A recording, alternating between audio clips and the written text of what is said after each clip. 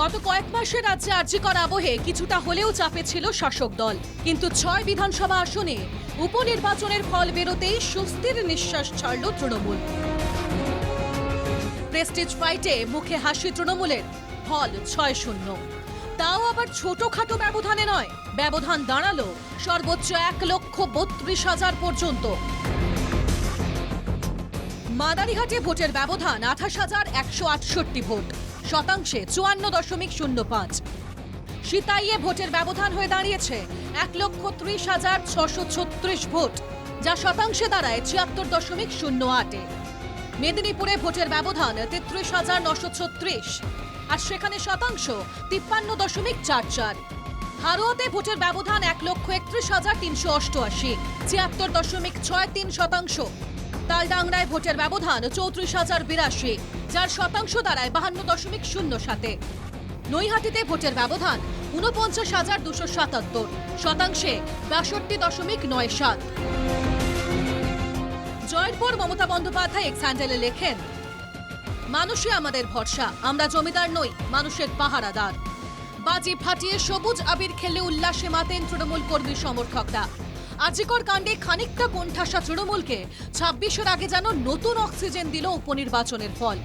ঠিক ততটাই ছন্নছাড়া বিরোধী দলগুলি।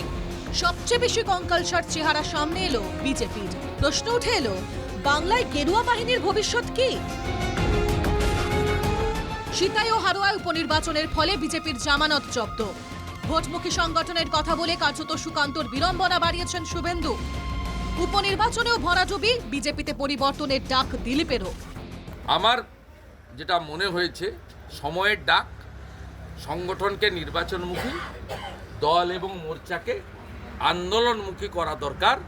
এই জনবিরোধী, দুর্নীতিগ্রস্ত, কোটি কোটি ছেলে মেয়েকে বেকার বানিয়ে দেওয়া, ট্যাব থেকে সাইকেল, সর্বত্র দুর্নীতিতে নিমজ্জমান, পুলিশ নির্ভর, রোহিঙ্গা নির্ভর, এই তৃণমূলকে উৎখাত করতে গেলে আমাদের রাস্তায় আরও বেশি করে থাকা দরকার। লোকসভাতে আমাদের রেজাল্ট ভালো হয়নি, বা ইলেকশনও ভালো হচ্ছে না।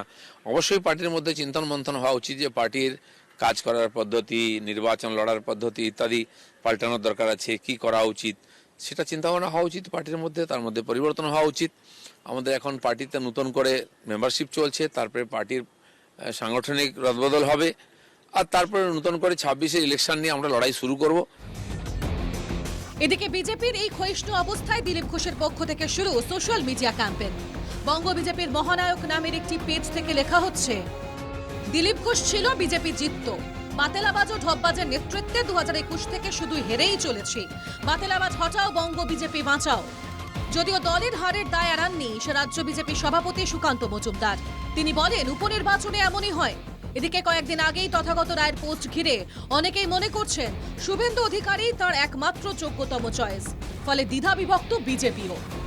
বিজেপির রাজ্য সভাপতি বলেছেন, এত কিছুর পর, এত হারের পরেও তাঁরা নাকি 2026 সালে ক্ষমতায় আসবেন। আমরা খুব দায়িত্ব নিয়ে বলছি, 3026 সালেও বিজেপি ক্ষমতায় আসবে না। 3026 সাল পর্যন্ত অ্যাটলিস্ট তৃণমূল কংগ্রেস বাংলায় পরিচালনার দায়িত্বে থাকবে।